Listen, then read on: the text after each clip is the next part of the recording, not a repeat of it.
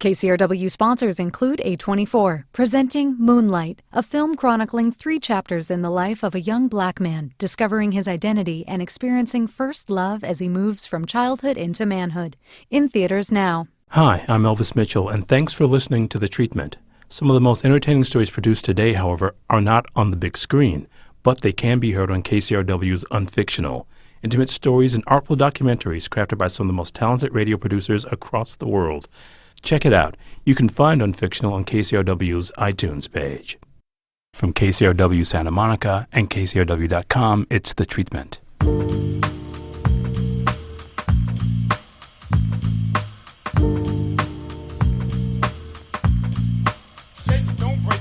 Welcome to The Treatment. I'm Elvis Mitchell.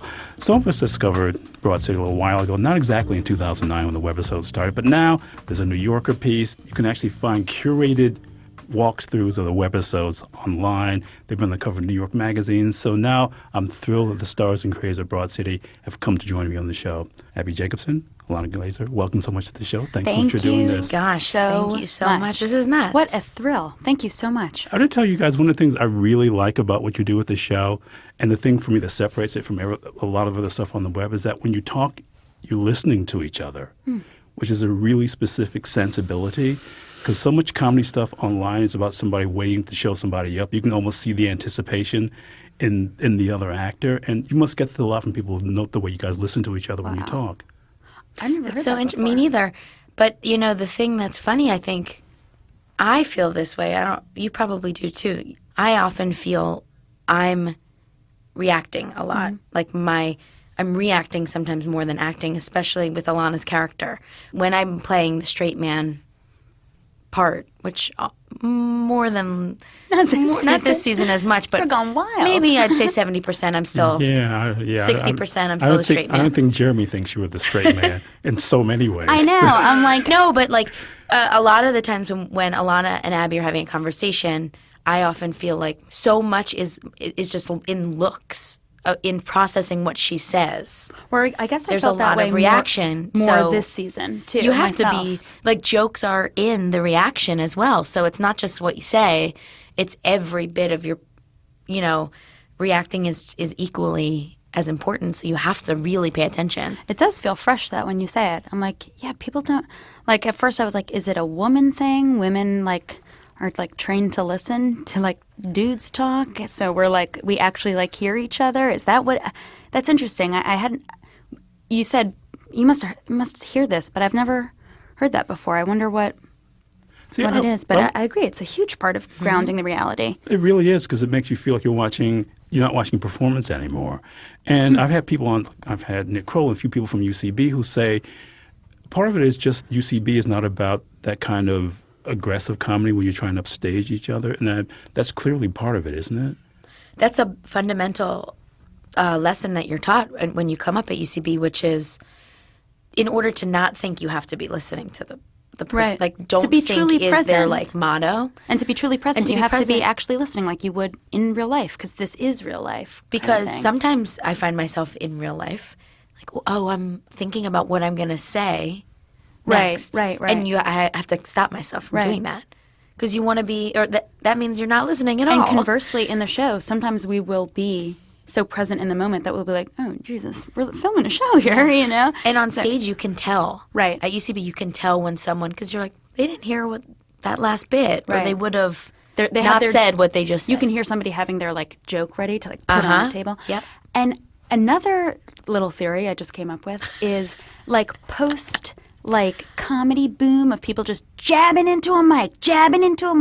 I feel like even stand-up is more listening, more there's more silence, more conversation between audiences in its in the alt stages of, late 90s, early 2000s, post that 85 to 95 comedy boom. It started becoming an alternative to that first thing posed. So maybe comedy in general is about listening more than it used to be. It's funny, because one of the things that I can clearly get from you guys, that you came to New York, and somebody who comes to New York, and the thing that movies and TV shows about New York don't get, and the thing the show, even the webisodes did so well, is how your space is invaded all the time, that people almost always get too close to you. And I can see that because neither of you guys grew up in the city. So Yeah. when you come to Manhattan, Right. it's this sort of thing that I wonder how much of it's intuitive versus being conscious for you guys, that space plays so much a part in the comedy. I'm thinking about the first pilot we wrote, the very first pilot. Is that one you guys did for FX? Yeah, and just like even like the that first one. draft of that one, even we like realized that our writing process together. You know, we'd written a script before that, but this was like, you know, starting like hoping to start a flow of scripts to be written. But we got so caught up in the minutia. We like love the minutia. We love those little details. We had like Abbi be able to like touch both walls from her bed, and it was, you know, when we got to like We got talking so about angry it. with the art department because we're like, this is not it. They're like, It's too big. it's not even, not just like, oh, we don't want to represent that kind of reality. It was like, we can't film, it's not gonna, you know, for the can't film in budget there. that we have, we can't create like a fake little bedroom. And it was like, yeah, I guess you're right. But it's so specific to New York transplants. Mm-hmm. So I think if you grew up in New York, You're Immune. used to you're it. used to it. It's Completely not a immune. weird thing. You probably find it weird when you get out of New York and there's space. Like when you were here in Santa Monica, Exactly, California. inside. It's like, And, what's going on? This is but yeah, beautiful. it's a thing that we often talk about, the space, feeling these the stresses or the struggles of when you move to New York, the space issues, the smell of New York, like all those things. But at the same time, it's still this romantic feeling of being in this special place. So I hope that It's like loving the garbage smell, you know? It's like or the, like every once in a while you turn the corner, you're in this garden, you turn the corner and there's like the most beautiful view of something. I hope that comes across. And still. New York is so much about the like texture in the air, you know? Like we do definitely try to honor the feeling of space there. Even, you know, like we were just talking about like neighborhoods like in the Lower East Side when you look down to Soho and it's low buildings. You're like, oh, I have space compared to when you're whatever in Flatiron or something. Yeah, that's huge to us. We love like, if possible, making the audience like really feel what you feel when you're wherever it is that we're trying to convey. But that thing that space means to you guys, and again, I'm a transplant New Yorker myself, so it's just shocking because I just watch you guys like walk through the subways or just on the street. I just was thinking back to the commute and just how Right. you just sort of make this agreement with yourself. This is what's going to smell like until I get out of this Yes. place. Yeah. And again, you talk about minutia, Ilana, but I mean that kind of minutia to me is really what the show is about, and it's as much about loving it is also kind of just saying, well, this is the way it's going to be. Right. Like accepting, like in relationships, like accepting its flaws or weaknesses and loving that too. It really is like that full love. needing to be there, like those characters for whatever reason. I think Right. most people that move to New York feel like they Right. can only be there. They have to be in New York for whatever At reason. that or time. why would you? Right. Like you, Right. it just at a certain point, it's sort of like this has to give you more than those, because it can be a stressful place. So it has to provide you with something. Some like intrinsic value that's like feeding back to you, that like it has to be meaningful to you because otherwise it is too hard. Because recently I've been with people who were like, I do not know why you would live in New York. Yeah. And it's funny to me because I can understand their point of view, but I'm also like, how would you not want to? Also, what you just said about like committing to a smell in a place and being like, that's what this is. I also feel that way when we're actually filming. You know, that subway cold open was like gnarly. You know what I mean? It was sweaty and smelly. We created that scenario. And it's like so gross, but it is also like funny in this like George Costanza frustration way where it's like, this is funny that why are we doing, you know, why did we choose to represent and portray this? But that vibe of the city almost seems to inform the characters, that your character is so wound up and verbally assaultive and basically sort of staking territory. And Right. and Abbi, the way you play Abbi, I'll call her just for sake of Yeah, conversation call her here, she wants a chance to breathe. And just choosing these two comic poles, is that something that sort of formed for you guys on stage? And because it's immediate even in the webisodes. We know who you guys are just from the framing. I mean, the camera's a little closer to you, Ilana, than it is to you. So those are all things that you worked out. I'm thinking particularly in the that like framing of the like acquiring pot. And I'm like, oh, this is the best day of my life. And you're like, I'm 26. That's interesting. You're like, you are thinking about it. You're like in space a little bit. And I'm just like focused on this one little thing up close. Can't believe my girls, like that's funny. That's so true. I'm thinking about when we made the web series, and the reality of the characters was the reality of the two of us, which was Ilana moved to New York. She was 18 to go to college. She went to NYU in New York. I moved after I went to college. I went to school in Baltimore. And it's approaching the city at a totally different time, even though it's only 4 years apart. But they're very years. Different times in your life where when you're in college, it's all like, get it. Like, it's all new and more aggressive, I think. And when you are starting life after college, it's I think we still play that way, where I think my character, there's a little bit more weight to everything, where it's like, okay, I'm like, I've been trying to do this for a little bit longer. Something's got to give, And it's like Ilana doesn't even realize that it's not working quite yet. Yeah, she's still, But that to me is that you guys have both been talking about it. It's a generational thing, I think. And it's weird to me that it's so much of it started in New York. A lot of people like Amy Poehler and Tina Fey come from Chicago to bring that there. But still, it sort of took root in New York. I think it was a crucial time where people just kind of realized we can't kill each other doing this anymore. Because there's even a generosity in UCB audiences, I think, that you tend to not see in other places. Not to be super heavy, but we were just talking about real estate post 9/11. I wasn't in the city at that time, but I think that must have been a huge. That's a big part of it. I mean, you really saw it after that. It was very I'm getting different. chills. Me too. What a bizarre shakeup to the country's conscience, And it was like, no, what is this, like this crap that, like these, fake. I don't know. I think a lot of veils came down after that, and walls came up too. But I think it was really a lot of boundaries and defenses came down. Right. Comedy became interestingly communal. I mean, you hear these stories about what Second City was like back in the day, or the Compass Theater, and those people were still incredibly aggressive. I mean, they would kind of go after each other. And a lot of that's gone now. I mean, the kind of guy that Jason Mantzoukas plays in one of the episodes is almost making fun of that previous era of comedy, that sort of manly douche kind of guy. Yeah. I'm so grateful for just the bizarre, perfect timing of things, because I hate that. I hate it. It was so. It still is. I mean, we're a little bit out of the loop right now. We still perform live. We do our Broad City live show as much as we can, but we're not as immersed as we were for years. I'm hoping other art forms have these communities. I think they do, where people are just curious and supportive, and you're all hoping that we're all like building it up together. And then as you're growing together, you just help each other.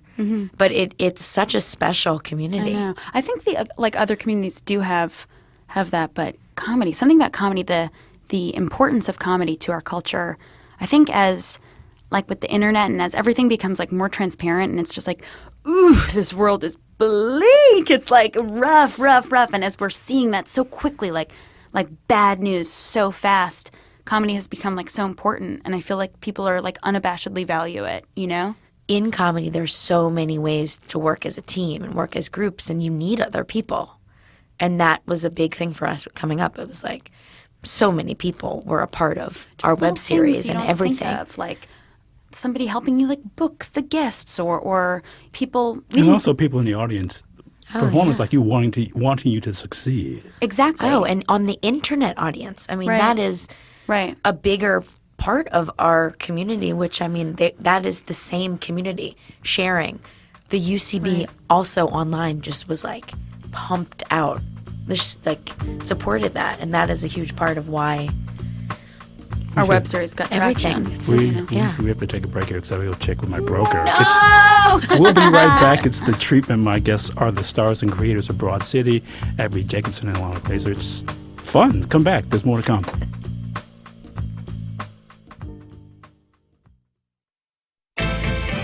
KCRW's popular iPad Music Mine app is now available for the iPhone. From quick discovery to deep exploration, take KCRW music with you wherever you go. Download at kcrw.com/musicmind. We're still going deep. It's The Treatment. On Comedy Central is where you can find the show now, because FX didn't get it. It's no Justified. This show is Broad City.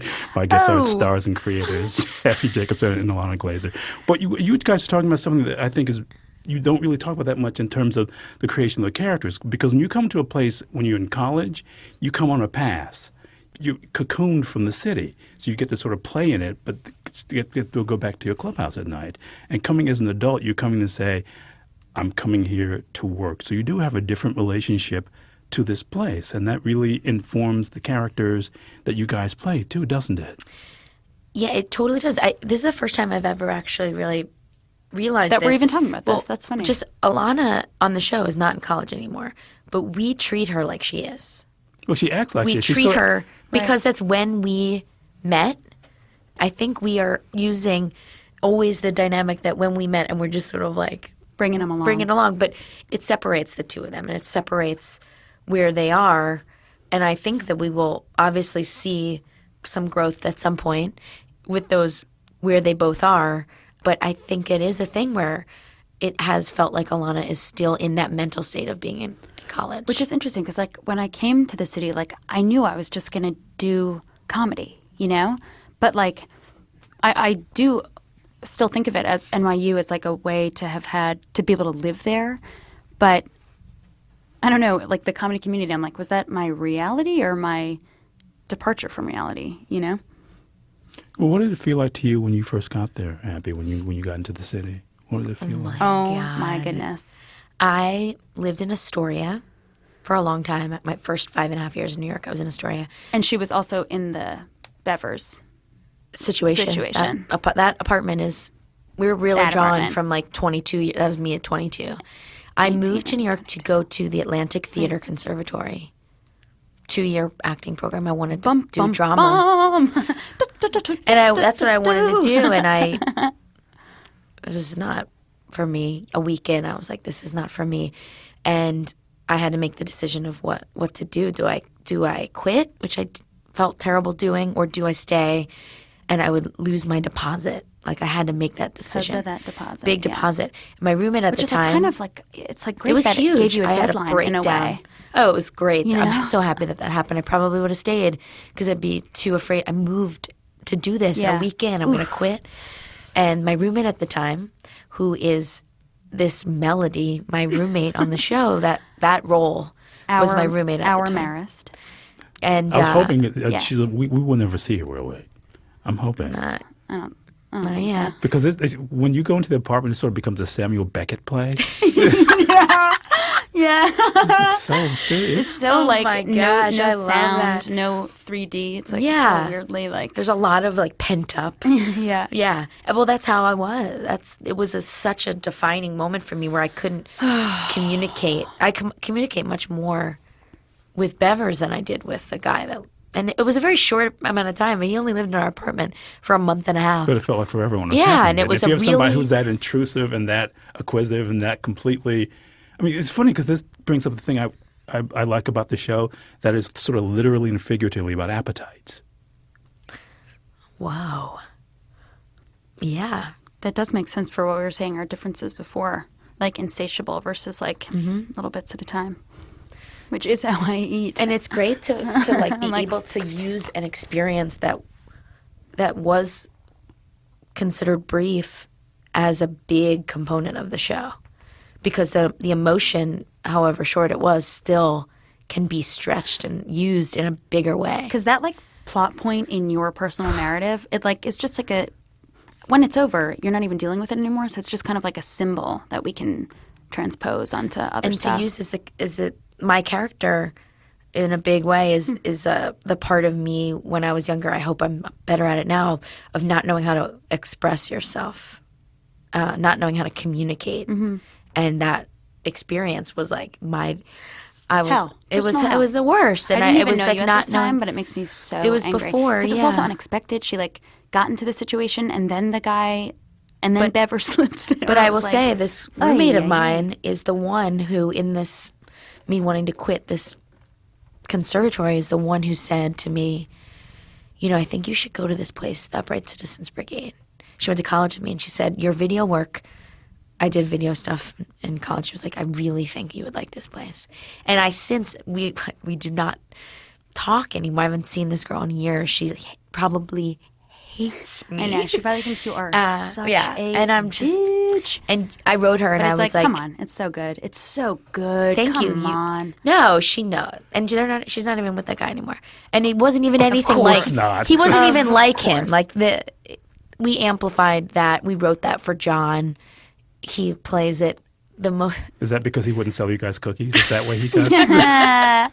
Oh, it's because he's too delicious. He is like such a He is sweet- a cookie. He is a cookie, a man made of cookies. But Yeah. this thing about these appetizers, I mean, there's so, even when you finally when Atkins, I'm sorry, forgive me saying you, when Abby finally gets her chance with Jerry, and it's suddenly we get to see this guy who seems like he's very deliberate and measured and looks like he's one of the guys they pick off the street to be in the J. Crew catalog. Yep. It suddenly has these appetites too. It's this thing that for me links Oh my God. everybody on the show. At one point or another, they come out. Is that deliberate thing that you guys do? I just kind of wonder about that. I just never thought of it in that way. That's just like a specific lens. I love it. I love it. I think in comedy and in drama, my favorite parts are when you're confessing. When a character is confessing something about themselves, not literally in confessional or whatever, but vulnerability, yeah. And so when the truths come out. yeah, and so when we can expose those in a natural way, like he's not sitting me down and being like, this is the way I like to have sex. This is my favorite way. It's just, it's happening. And it's also and the like- same thing, whenever that happens with any character, when they're revealed, they feel comfortable enough to expose a truth about themselves. That's the best. It took Abby's character. She had to get so high on meds to actually say how she felt about him. And then it's like he felt the same way. I love writing stuff like that because I think that's how we hope that everyone is. It just, I mean, like as you were talking about like vulnerable, like characters Yeah. being vulnerable, I was like, that's my favorite part of life. Yeah. I love people's secrets. And when they're like, here goes, I'm just going to say this thing. It's just like, oh my God, you can't even believe. I have this like idea, divine cinema. It's like the like movie going on that you like see. It's like this divine cinema that's like, I can't even believe this is happening in the movie. I can't, whatever it is. Like even just like a little moment. That is like our thing of like trying to represent reality instead of like create representation. And by this way, it's okay to be a Broad City geek because that's why you're here, because Yeah, I'm yeah. one too. It's the treatment. Cool. By the way, I'll remind you, talking to the stars of the show on Comedy Central. It's Broad City, the stars and the creators, Abbi Jacobson and Ilana Glazer. Well, it's funny because the thing I feel too, it makes the show kind of generational. It's about the way that people under 30 look at the world, where there aren't these kinds of schisms and between gender or race, except when somebody claims ownership of it for Right. conversation. I mean, Well, it's of course. this belongs to me now. Let me tell you about slavery. What are you telling me about slavery? Yeah. I mean, Yeah. it's like, I don't know, man. I don't know if you should be the best. You're the best person to be talking about it. yeah, but Yeah. but I'd love to, because again, it's just about, for me, Ilana so often claiming territory in conversation. Again, it's her way it's getting back to what New York does to you. So you have to claim the space. Or another of my favorite moments when Abby has the place to herself and she's running around naked with her arms up like she's worshiping Venus or something. I mean, that's her getting space. And I'm not trying to be reductive about this, but I just like that these things are subtextual rather than stated, because so much of comedy is about being goal-oriented and saying these things, isn't it? I love that you're drawing these connections because, I mean, I think it is just something we've never had this conversation before. I think it's something that we just feel, maybe, right? Yeah, I think it's more true to life, probably, that truths aren't always stated and just lived in.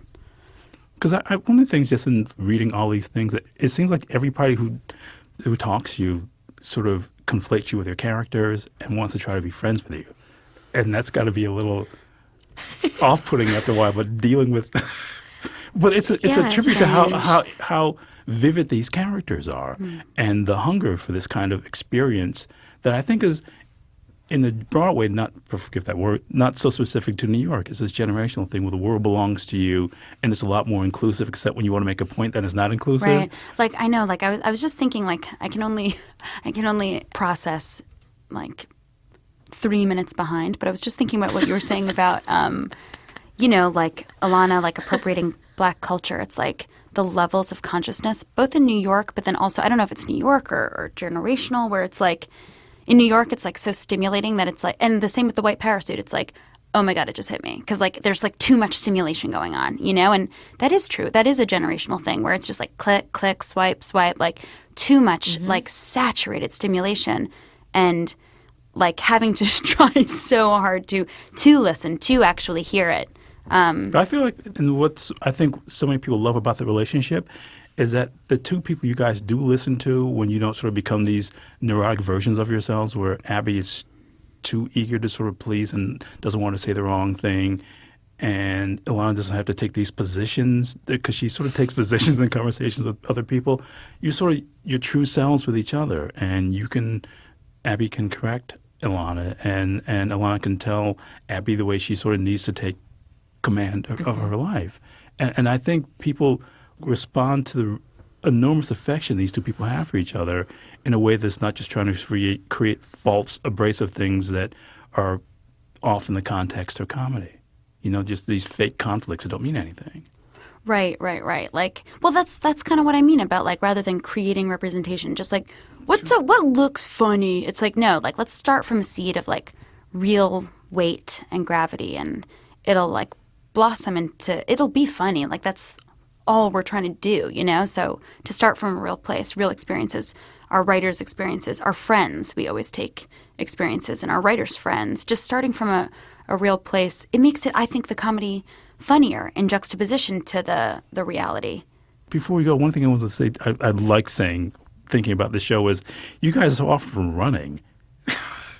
There's a lot of running in the show. Yeah. Real life, too. We just oh my gosh, had this experience recently where we had a meeting and we were at one place and they like changed the location and we thought we were a half hour early, and then after waiting an hour ended up being half hour late sprinting together, and we're just like, we're in an episode. It's weird because maybe it's just us. I don't know what's wrong with us, but I feel that way in New York where I could always be like, oh my God, all of a sudden like it's sort of on an adventure or on a like, I'm late. Or I got to get there, or like this thing happened and you're in one neighborhood and how do I get to the next? And there's like all these quick decisions you have to make. Dr. Seuss where you're like, what is going on? Yeah. And then by the end it makes sense. A big obstacle course all the time. But in the beginning it's like puppets and monsters and like crazy and then you're like, all right, I'm back in reality. But I think at the same time, I think those characters, as much as they are running, they're playing. Like it's playing. They're playing. Right. That's why they're right. there. It's an energy that you do not get everywhere else. To play. That is so right. And I'm sorry, we're out of time. You guys have to come back. Elvis, no! Well, you asked so nicely. We'll go on. No, there are other shows on this station. I have to let you go. Will you please come back? Yeah. We would love to. This was such a pleasure. I learned a lot about our show. Me too. We're heading into writing. This is so helpful. This is really good. Thank you so much. Wow. Okay. Nobody's ever done that before. It's The Treatment. My guests are the stars and creator of Broad City, Abbi Jacobson and Ilana Glazer. I'm so happy to have you guys. I'm stumbling. Thank I'm you. such a fan. Such an honor. Thank you so much. Such an honor. Thank you. Oh, Honor thank you. And let me pleasure. thank some people. Our recording engineer who also mixes the shows, Melissa Morton. It's edited and produced by Jenny Radelet. I am Elvis Mitchell. I'm going to go buy some real estate in New York. It's The Treatment. To catch up on past episodes of The Treatment, go to KCRW.com or listen on your smartphone with KCRW's mobile apps, or subscribe to the podcast on iTunes, Stitcher, or wherever you listen to podcasts. The Treatment is produced and distributed by KCRW Santa Monica.